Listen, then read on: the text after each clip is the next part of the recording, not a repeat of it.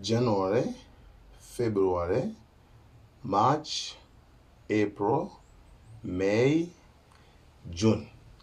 Miezi 6 m'Malawi muno anthu amene adzipha pozimangirira society imeneyi, pozikhweza, pozitani, patameki, koma kudzipha okha.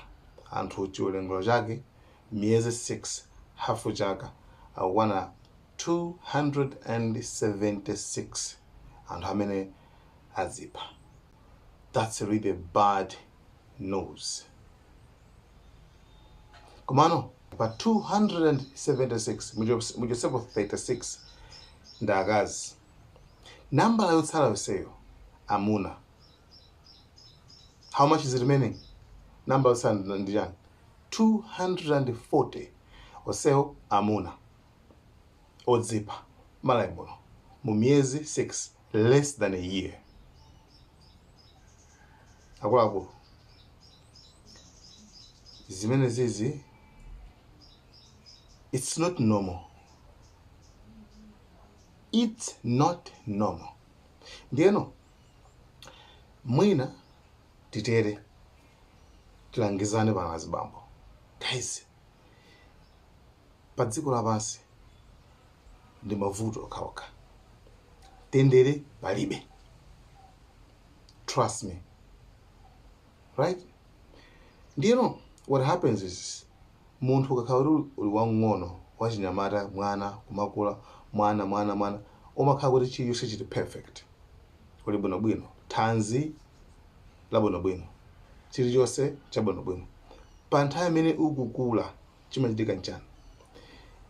Umapeza kuti umadutsa muzikhomo zosiyanasiyana. Iweyo ufune usafune, wina aliyense amene akudutsa muzikhomo zimenezozo. 1, umadutsa mu business usayenda, ntchito kuyotsedwa, banja kuvuta, kuchitidwa, zambiri. Wina aliyense has to go through these trials. Wina aliyense akuyenda kudutsa mavuto amene wawa. Wina aliyense. Ndiyeno pali magulu awiri. Gulu loyamba limene limakhala ndi chikhulupiriro mu mphamvu ina yake ya umulungu, timati divine power. Divine power. Ndiyeno divine power imeneyi, I don't care kuti inuyo mukhala ndi mphamvu imene ya umulungu imene mumayikhulupirira inuyo, kama mayitcha kuti chani ka chani, I don't care.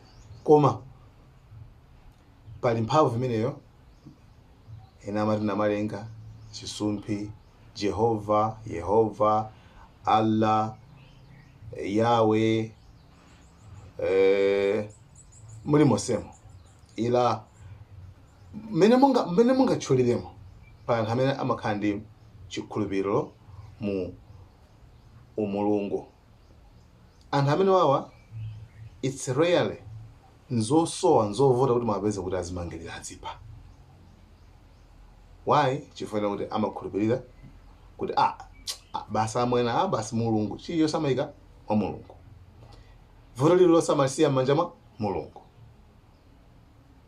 Ndiye pa anthu ena gulu lina limene izizi alibe. Ndi anthu amene chakumana ndi mavuto amangoti basi ndanga chasaso ndi chani, padziko pasi pano zandivuta izi, amangothamangira kudzipha.